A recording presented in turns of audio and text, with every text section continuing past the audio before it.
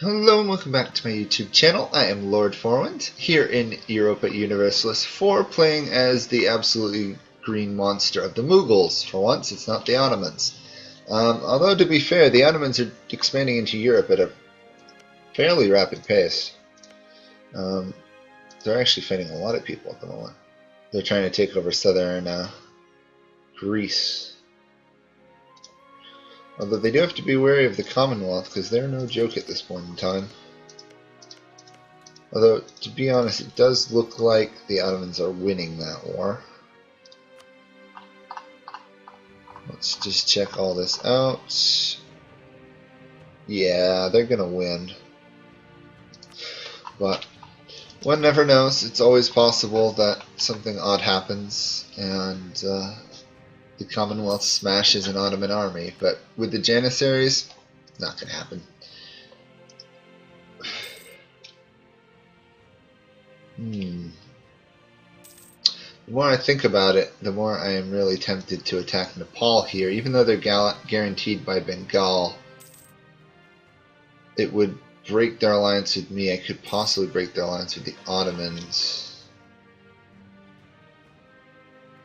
I'm not strong enough yet. That's what it comes down to. Definitely not strong enough. Not yet. A little bit more coring to go and threatening. Actually, I'm making good enough money. Let's get an army going. Let's have 15 mercenaries, 5 infantries, 6 cavalry, and let's say 6 cannon. 8 cannon.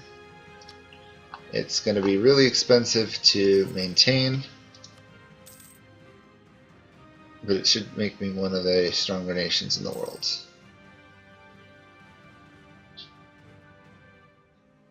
I'm just watching as my income falls in the top left there. 12, 11, 10, 9. Oh, we did integrate Shagati up here.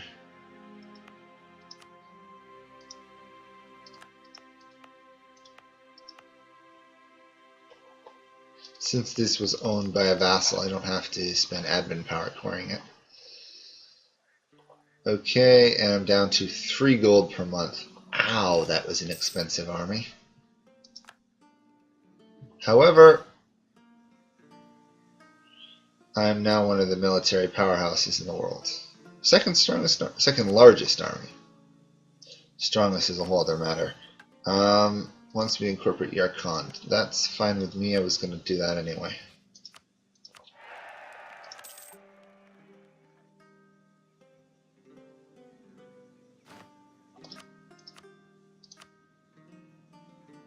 And I should be able to threaten these guys. No, 4 months. Okay. However, I can snag. Should have done that before. Cheaper mercenaries. Next one is the cheaper core costs.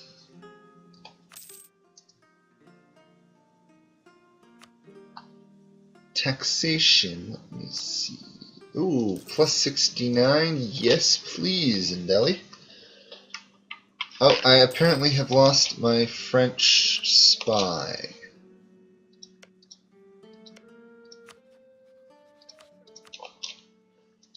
French are the tech leaders. I was spying on them, but apparently they died out. He either died or was caught. I think he was probably caught, not killed, but one never knows. Regardless, I'm starting to fall a little bit behind in tech again, which is to be kind of expected considering how fast I'm trying to expand.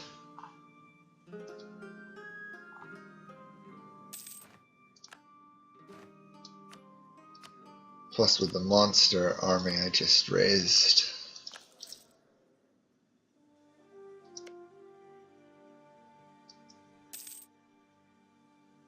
Okay, let's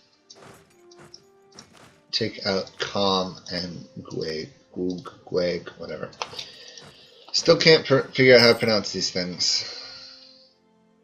You can call it Goog and just leave it like that. Googie. Goog. Okay, I believe I have a claim on them. Yes, I do. Let's stop improving relations with Mughal for that. Wait, they're not allied to Nepal, so I don't actually need the allied to Calm.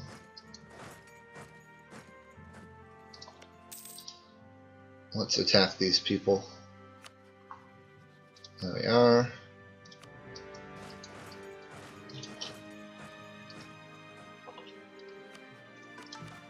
Mothball the forts.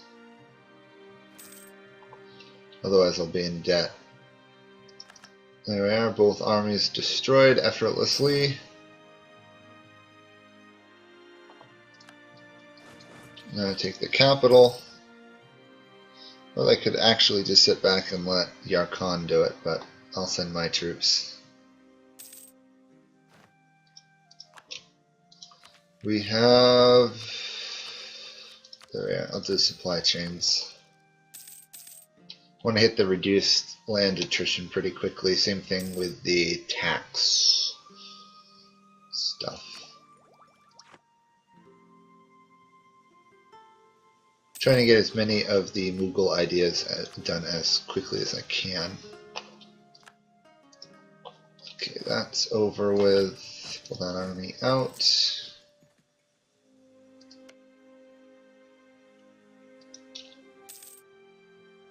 Oh, cool. Ruler's tolerant. That's somewhat helpful. But we're already extremely tolerant of everything, so...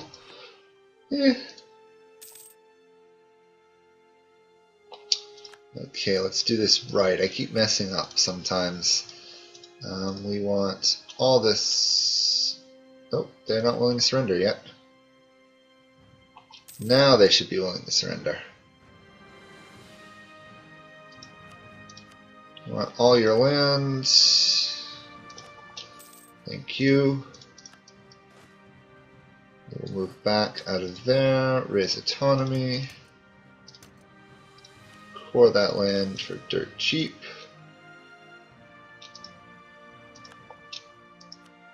And then we'll snag you. And our name has just massively gotten large. Because we all know it's the size of the name, not the size of and the power of the country that matters. Ooh. Okay. I should do some production. I got some pretty productive lands here.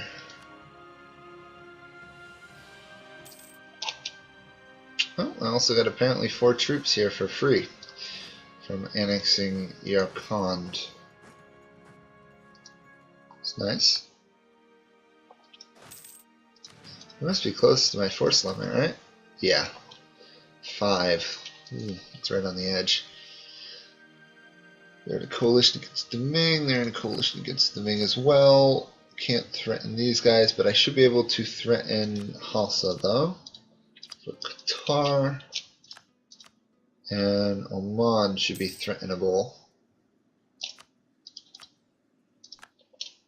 There we are.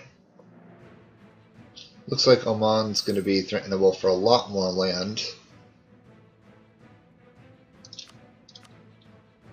So let's build that up. Yarkand is not annexable yet. Okay. Nepal is no longer guaranteed by Bengal, so let's wipe them out.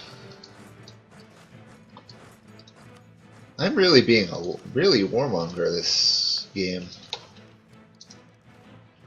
I'm not usually this aggressive, but then again, I'm not usually have such a good nation with so many claims to be able to attack constantly. We'll take the stability hit, sadly.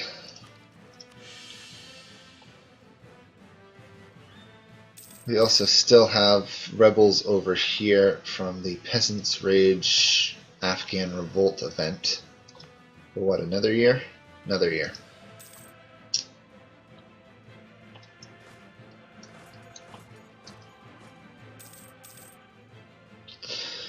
Once Nepal falls, then we are in fairly good shape. Although, at some point I'm going to have to figure out a way to attack Bengal. Maybe I attack Warmongering, then I get them involved. I'll wait. Their alliance with the Ottomans can't last forever.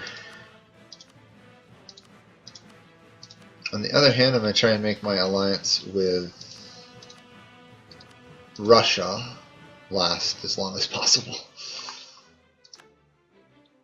Ideally, I'd like to gain a border with Russia, however small. Because they're going to get institutions faster than I will.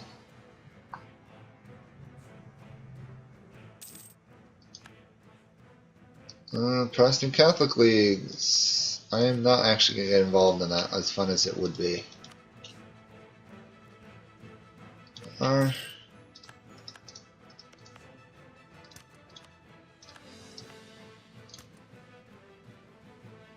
Oops. Wrong province. Just raised autonomy in a province I didn't really have to. And then withdraw. Still bleeding manpower here, but stuff like that does happen.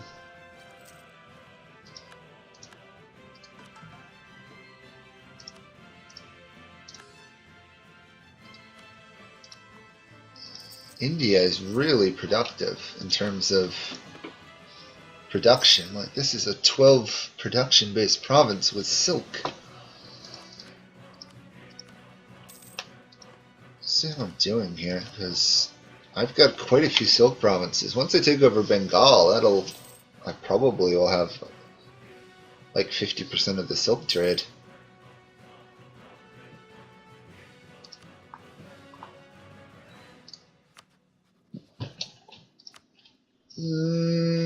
Yeah, we'll take a claim on one of their provinces and give it to Hormones again.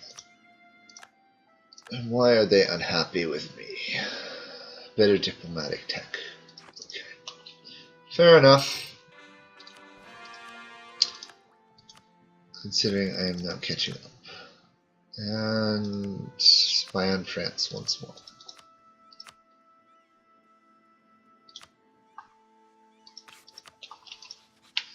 When can I attack more war? I can attack them at any point. Okay, I should change and do that. I want to wipe them out before any coalitions can really spawn near me. Although I think this is kind of like an Ottoman game. I'm so powerful no one really wants to be in a coalition against me. In case I attack the coalition.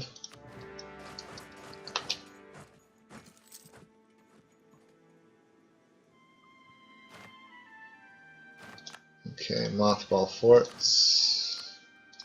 And more importantly though, finish off the defensive tree and get an increased tax modifier.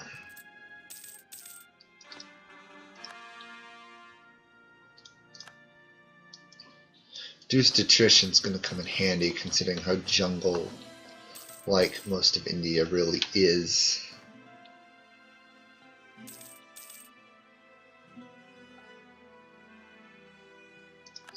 I think I could probably have my forts up and still actually make some money. Really what I need now is increased states. And that won't come to level 12 or till I complete the administrative tree.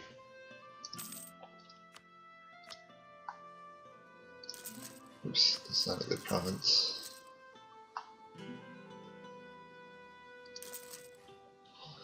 Hunting, obviously, for the most productive provinces to put the workshops in.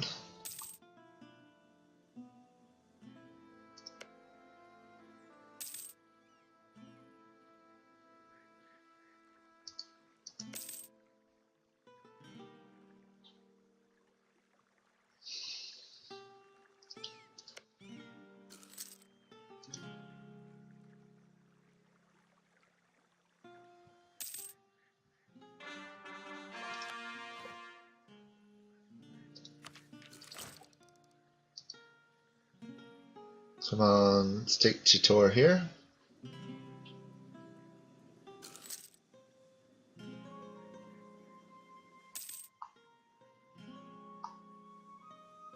I probably don't need to continue spying on Oman.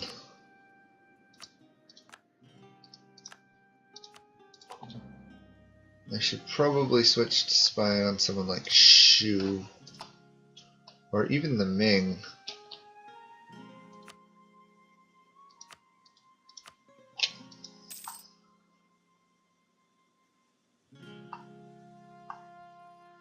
There we are, Chittor has fallen, and that should eliminate more war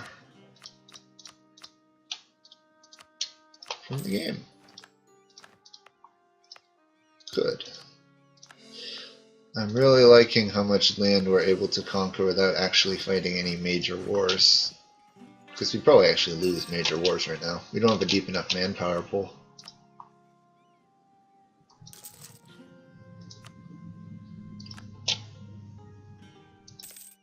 Waiting now to have a chance to attack Orissa. 4 years at least. You cannot threaten these people, sadly. Oh.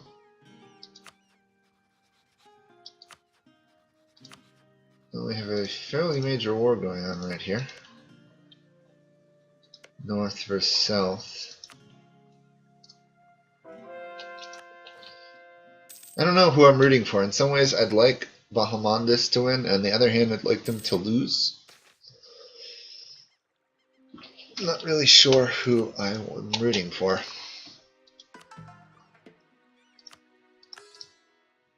Varasani is the center, religious center for the Hindu faith in India. That's why it's so expensive to convert. But converted I shall. It just take a long time. Send them away, get even more missionary strength. Still gonna take some time. Oh well.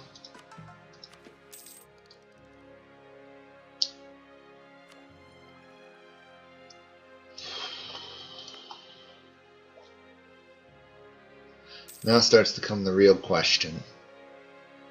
Do I develop Delhi to get printing press? Actually, it looks like it'd actually be more productive to develop someone like Sechel Doab, which is a lot cheaper. And considering Sechel Doab is pretty expensive. Huh. Reducing cotton? That's interesting. So that means this province here, even though it's not a Upper Doab, is cheap as well.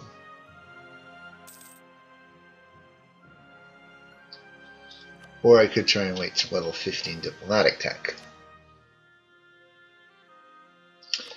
Let's see how the institution is spreading. Not fast. Okay.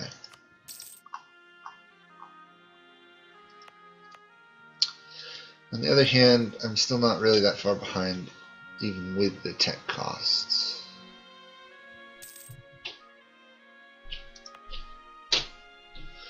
I'm going to develop Upper Doab. It's time. Oh, it's threatened. The Ming are getting killed, which is good.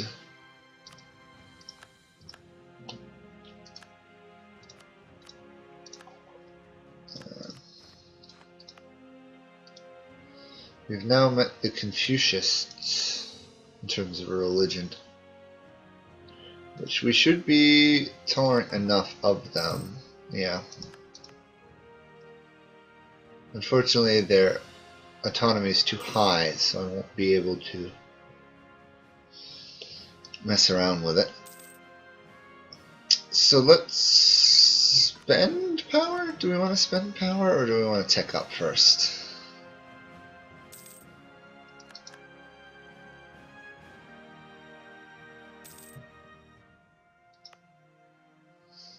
Let's spend power. Probably not going to spend administrative though.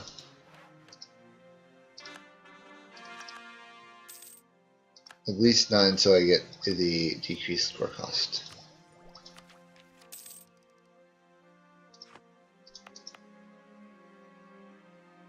It's going to be expensive to finish the off here, but we're 40% of the way there. 44% of the way there. Plus we have a gifted ruler, so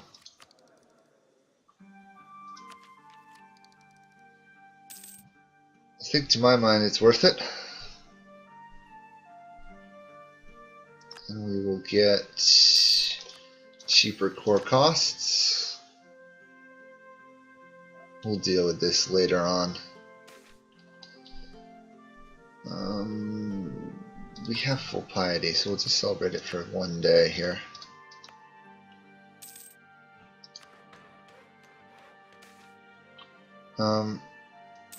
Okay, I realize I've forgotten to do something. I forgot to start annexing the Archons. Because that's going to take quite a few power points and take a while, but I want that land. So in that sense, it's not going to be wasted.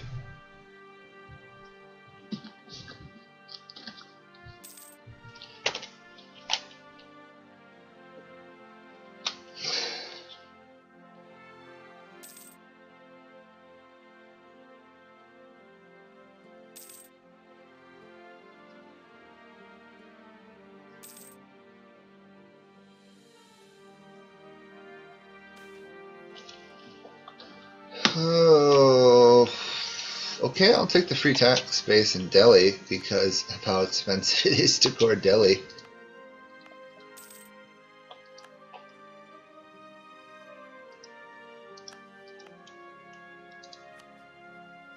Let's spend this on...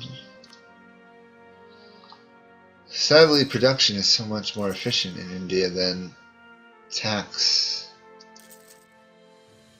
Sad that none of this land is in states yet. So I'm barely getting any of the money from it.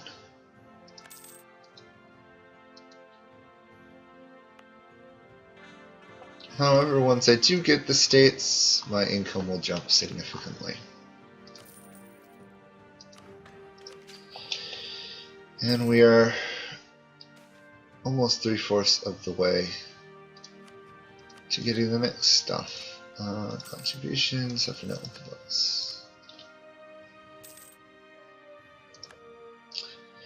Printing to press will help, even though once we get it, we'll have to wait for it to spread. Specifically, it should spread to Delhi almost immediately, but we'll have to wait for it to spread. So that's the point at which I hope I can build up enough at monarch power that when I get it, I'll tech up pretty quickly. Ooh. I'm going to pause on this just for a moment so that you guys can read it, because this is a long document, especially Akbar the Great.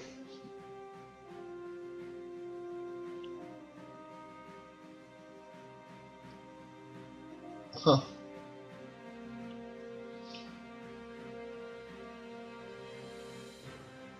Okay, well, we're going to take her and put her in charge of the treasury because a level 3 50% discounted advisor, as much as having the missionary on Varsani here is useful, there's nothing on a level 3 advisor, to my mind.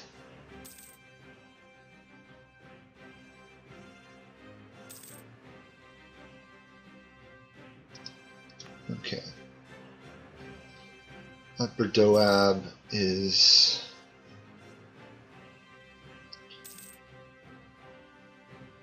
increasing 5% a time. We have 36% to go.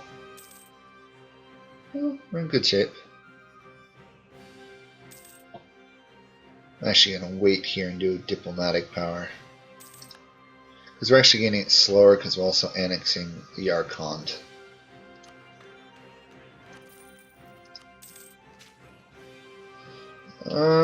Probably another round of that. Maybe another 2 rounds. And 1 printing press. I'll probably end this video once I get printing press in that province, just because it's starting to run a little on the longer side, and it would be a good stopping point. I do want to get it though, so I don't forget. No, it's just power.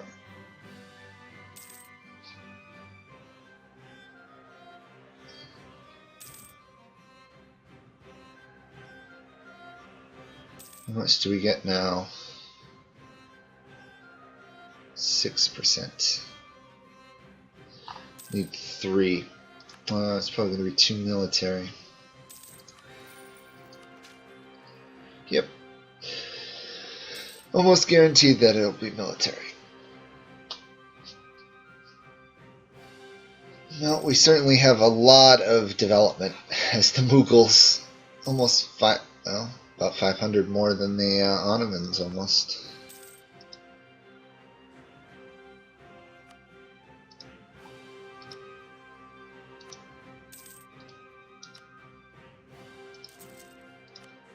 Make sure I get center of trade going there. Yeah, if we discard T, cheaper advisor costs for the moment. Quick reason there. 6 gold from trade, kind of bad, but until we can really get a hold of...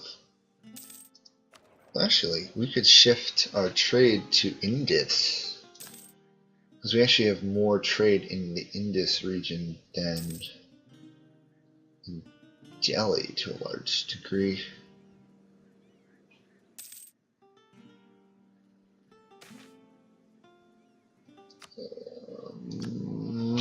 That might be a thing to do later on. Let's get printing press. It's going to spread to here at 4 per month. So we're in good shape. On that note, I will end this video here, and I will see you guys all next time as we get the printing press tech up and probably start to adventure a little bit more into China. So thank you all for watching. Hope you guys enjoyed it, and I will see you guys all next time. Bye for now.